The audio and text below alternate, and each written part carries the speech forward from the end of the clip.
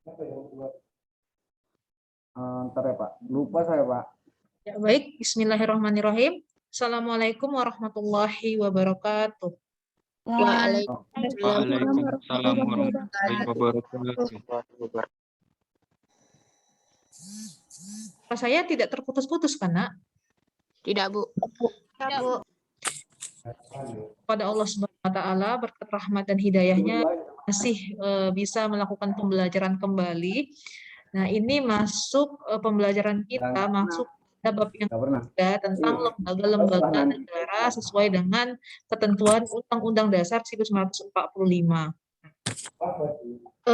Sebelum memulai pembelajaran, ada baiknya kita berdoa terlebih dahulu ya. Doa dimulai.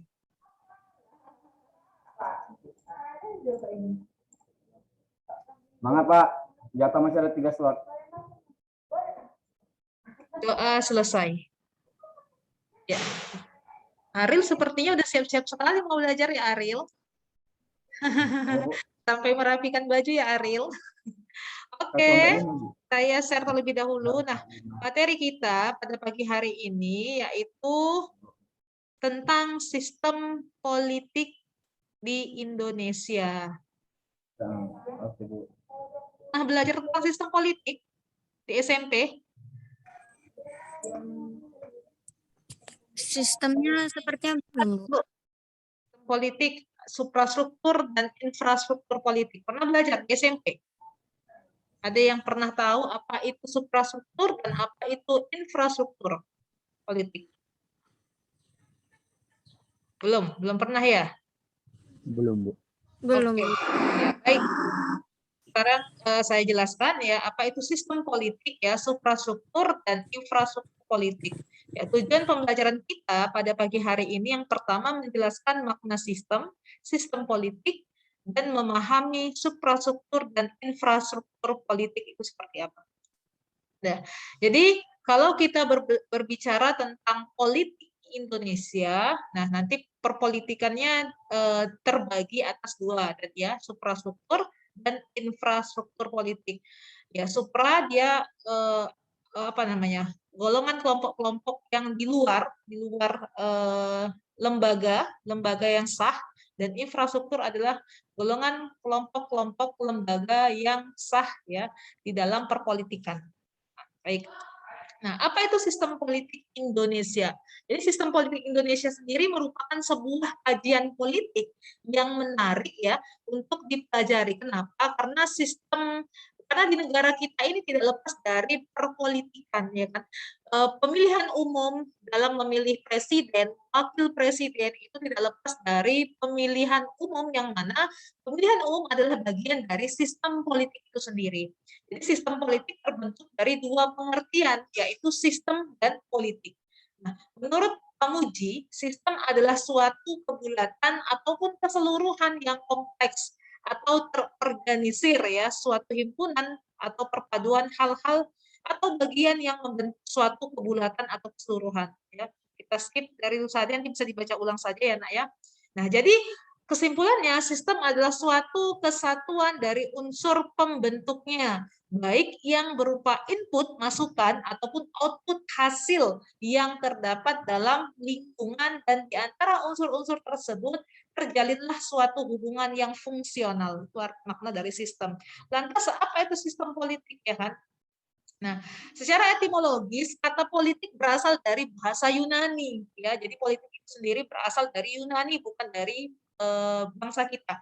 Yaitu polis, yang berarti kota yang berstatus negara atau kota negara. Jadi dalam bahasa Arab ya ada lagi istilah politik diartikan sebagai siasah. Ya, siasah itu artinya apa? Strategi, karena perpolitikan itu adalah strategi untuk mendapatkan sesuatu atau bagaimana bisa mempengaruhi orang lain menuruti keinginan ataupun kemauan kita. Ya. Aristoteles menyatakan bahwa pengertian politik adalah upaya atau cara untuk memperoleh sesuatu yang dikehendaki. Menurut Profesor Miriam Budiarjo, ya salah satu pakar hukum ataupun politik terkenal, yang mengartikan bahwa politik adalah bermacam kegiatan dalam suatu sistem politik yang negara yang menyangkut proses menentukan dari tujuan-tujuan dari sistem itu sendiri. Nah, jadi bisa dirumuskan ya, secara umum sistem politik dapat diartikan sebagai keseluruhan kegiatan politik di dalam negara kita di mana di Indonesia atau masyarakat yang mana kegiatan tersebut berupa proses alokasi nilai-nilai dasar kepada masyarakat dan menunjukkan pola hubungan yang fungsional dari kegiatan-kegiatan politik tersebut. Nah, jadi ciri khas sistem politik itu ada 4. Yang pertama, daya jangkaunya universal, meliputi semua masyarakat. Artinya universal, semua masyarakat sebenarnya harus paham terhadap politik. Karena politik ini adalah bagian dari sistem di negara kita dalam misalnya menentukan seseorang untuk bisa menduduki posisi-posisi penting di negara kita. Jadi bagaimana kita tidak kenal politik kalau nanti kita dipimpin oleh orang lain yang mana itu menentukan nasib kita di negara. Itu universal sifatnya. Kemudian adanya kontrol yang bersifat mutlak terhadap pemakaian kekerasan fisik. Ya, artinya sistem politik di sini tidak boleh tidak boleh menggunakan kekerasan fisik ya, karena dalam sistem politik yang bermain hanyalah mental ya, mental. Jadi tidak memakai fisik di sana. Jadi harus ada kontrol. Jadi kalau misalnya nanti akibat perpolitikan timbul tawuran ya, timbul kekerasan fisik, nah itu bukan ciri dari sistem politik itu sendiri. Kemudian yang ketiga adalah cirinya hak ya, membuat keputusan-keputusan yang mengikat dan diterima secara sah ya. Jadi sistem politik ini nantinya bisa membuat keputusan ya. Jika misalnya yang memutuskan sebuah sistem itu adalah presiden misalnya, tentu kan presiden itu orang yang memang di nomor satu kan di negara kita. Tentu segala kebijakan keputusannya ya kan itu bisa terjadi bisa mengikat ataupun memaksa warga negaranya ataupun masyarakatnya. Jadi ciri khas sistem politik adalah mengikat ya, keputusannya diterima secara sah. Kemudian keputusannya bersifat otoritatif, artinya mempunyai kekuatan legalitas dan kerelaan yang besar. Nah, ini hampir sama ya dengan legal, dengan sahnya tadi. Dengan yang ketiga, hanya saja otoritatif, artinya mau tidak mau ya kita harus mau mengikuti gitu kan. Nah, contohnya kenaikan BBM, itu dia. Walaupun itu menyulitkan masyarakat, ya asumsi bagi masyarakat, tapi mau tidak mau itu menjadi peraturan yang wajib memang harus kita ikuti, seperti itu dia. Ataupun misalnya adanya peraturan undang-undang yang lain. Oke ya. Nah, kemudian kita masuk ke dalam struktur politik. Tadi saya jelaskan bahwa berbicara tentang sistem politik, kita akan mengetahui yang namanya suprastruktur dan infrastruktur. Nah, apa itu suprastruktur? Ya. Jadi suprastruktur politik adalah suasana kehidupan politik yang ada dalam pemerintahan, yakni ada pada lembaga-lembaga negara. Ya, artinya dia bagian dari lembaga negara, berarti sah dia ya secara bisa dibilang internalnya gitu. Nah, suprastruktur politik adalah sistem politik yang keberadaannya itu resmi dalam suatu negara dan bersifat mengikat ya. Jadi suprastruktur politik adalah lembaga politik yang bergerak secara formal. Jadi dia formal dalam arti kita mengikuti teorinya Montesquieu, yaitu trias politika, yang mana membagi lembaga-lembaga tersebut ke dalam 3 kekuasaan, ya kan? Masih ingat ya kalau untuk tentang kekuasaan negara, yaitu apa saja? Legislatif, eksekutif, dan yudikatif, ya kan? Artinya suprastruktur politik di sini adalah lembaga internal ya yang mendukung jalannya sistem perpolitikan di negara kita. Ya. Contohnya siapa? Presiden, wakil, DPR, MPR, MK, ya kan? Mahkamah agung, ya, KY dan lain-lain dan sebagainya. Itu dia. Itu maksud dari suprastruktur politik. Nah, kita lihat. Nah, ini lembaga-lembaganya, nah ya. Lembaga bagian dari suprastruktur politik. Yang mana ini adalah lembaga internal, ya. BPK, KPK, MPR, KY. Oke, bisa dipahami ya. Suprastruktur itu mana-mana aja lembaganya di dalam, ya. Bisa, Bu. Bisa, Ya. Bu. Fungsi dari suprastruktur politik, apa fungsinya? Jadi fungsinya adalah pengambilan keputusan. Ya, benar ya, kalau DPR, MPR itu kan adalah pengambilan keputusan. Yang selanjutnya adalah lembaga legislatif atau eksekutif. Jadi pengambilan keputusan oleh lembaga legislatif atau eksekutif. Eksekutif di sini berarti bisa presiden. Kemudian fungsinya sebagai fungsi pelaksanaan keputusan. Setelah diputuskan bukan berarti mereka tidak menjalankan, tapi mereka lah salah satu lembaga pertama yang harus melaksanakan keputusan tersebut. Kemudian yang ketiga sebagai fungsi pengawasan pelaksanaannya oleh badan-badan kehakiman yudikatif. Jadi setelah ada pemutusan, ya, maka dijalankan oleh lembaga-lembaga yang lainnya. Ya, terlebih lagi lembaga di bawah naungan lembaga hukum. Nah, kemudian kita masuk ke dalam apa itu infrastruktur politik, ya. Jadi infrastruktur politik adalah lembaga ataupun kelompok yang ada di dalam masyarakat, yang kemudian lembaga ini berpartisipasi aktif dalam kehidupan politik di negara kita. Dan lembaga ini bersifat non formal. Kalau tadi formal, ini non formal, ya, tetapi memiliki pengaruh terhadap pembentukan kebijakan negara. Artinya walaupun dia non formal, tapi dia memiliki pengaruh yang sangat besar dalam sebuah kebijakan di negara. Apa itu contohnya? LSM, ya, Lembaga Swadaya Masyarakat. Apalagi ormas, organisasi masyarakat. Kemudian apalagi partai politik, ya, yang seperti kita tahu, media massa dan lain sebagainya. Nah, kita tahu ini adalah pendukung-pendukung dari jalannya perpolitikan di negara kita. Contohnya saja misalnya, kalau di negara kita itu krisis terhadap pelanggaran hukum, ya, hak asasi manusia, biasanya ada bantuan dari lembaga hukum, ya. Dari LSM juga ada yang menaungi tentang hak asasi manusia. Jadi mereka bisa mempengaruhi pemerintah untuk segera menangani kasus tersebut. Jadi kebijakannya itu bisa mempengaruhi peraturan di negara. Jadi walaupun dia non formal ataupun di luar lembaga infrastruktur yang di luar kita katakan ya eksternal, tapi dia sangat berpengaruh. Bisa dipahami ya? Sampai sini ada yang mau ditanyakan? Bisa, Bu. Ya, kalau tidak ada kita lanjut. Nah, ini tadi kelompok infrastruktur politik, ada partai politik, ya kan? Nih.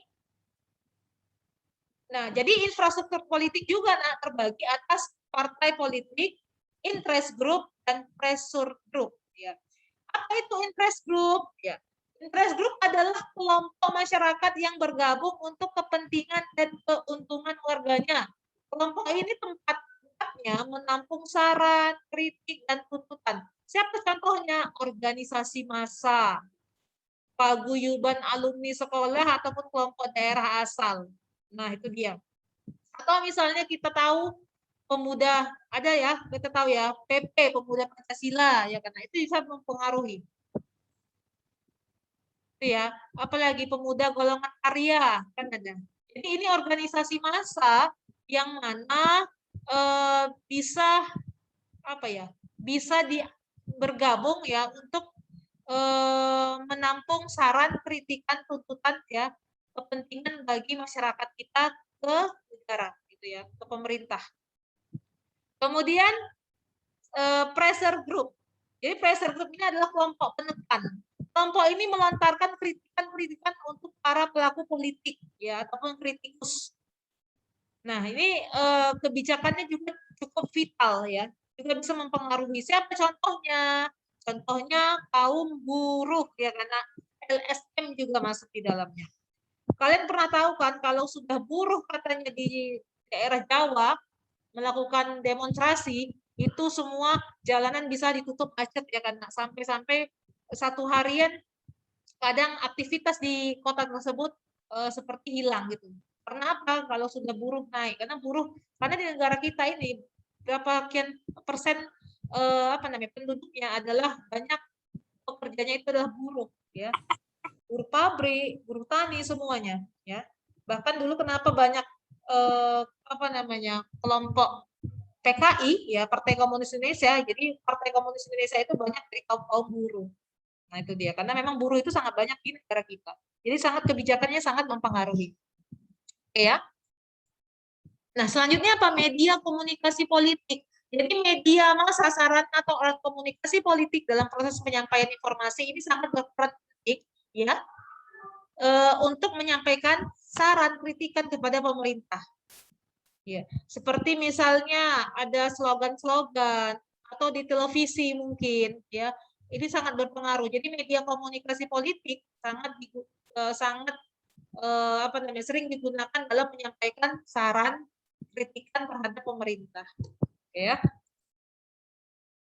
Oke, sampai sini selesai. Ada yang mau ditanyakan, Nak?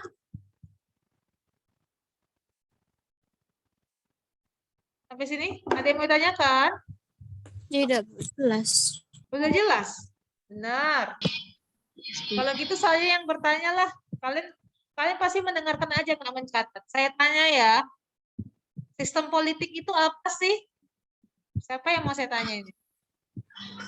Atau siapa yang mau jawab? Rencana untuk memperoleh suatu suatu tujuan gitu. Tujuan apa nih, Nak? Benar, sudah hampir benar. Apa itu kan pendapat kalian? Tujuan negara.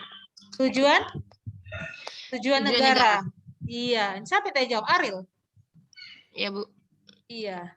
Ada yang lain? Saya, Bu.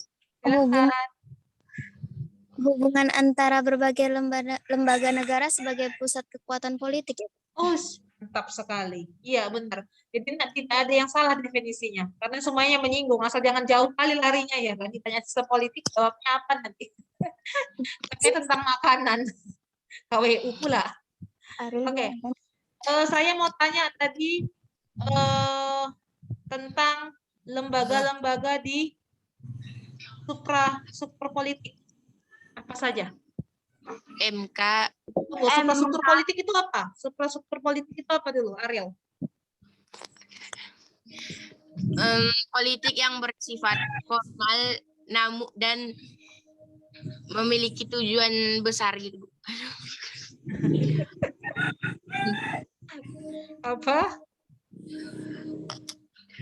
Memiliki tujuan yang besar. Tujuan yang besarnya itu apa, Nak? Bersifat formal namun bertujuan besar. Lembaga-lembaganya? MK, DPR, KY, DPD. Bu, saya boleh menambahkan? Boleh, silahkan. Siapa? Risna, Bu. Silahkan, Risna. Suprastruktur politik adalah sistem politik yang secara resmi keberadaannya secara formal, Bu. Dan itu seperti berstruktur trias politika dari legislatif, eksekutif, sama yudikatif, Bu. Contoh-contohnya itu misalnya presiden, wakil presiden, DPR, MPR, MK, KY gitu, Bu. Wah, mantap. Ya, benar sekali, Nak. Kalau infrastruktur berarti, pokoknya Nak, kalau sistem politik dia itu aja ingat, infrastruktur dan infrastruktur. Kalau infrastruktur Non formal dia, Bu.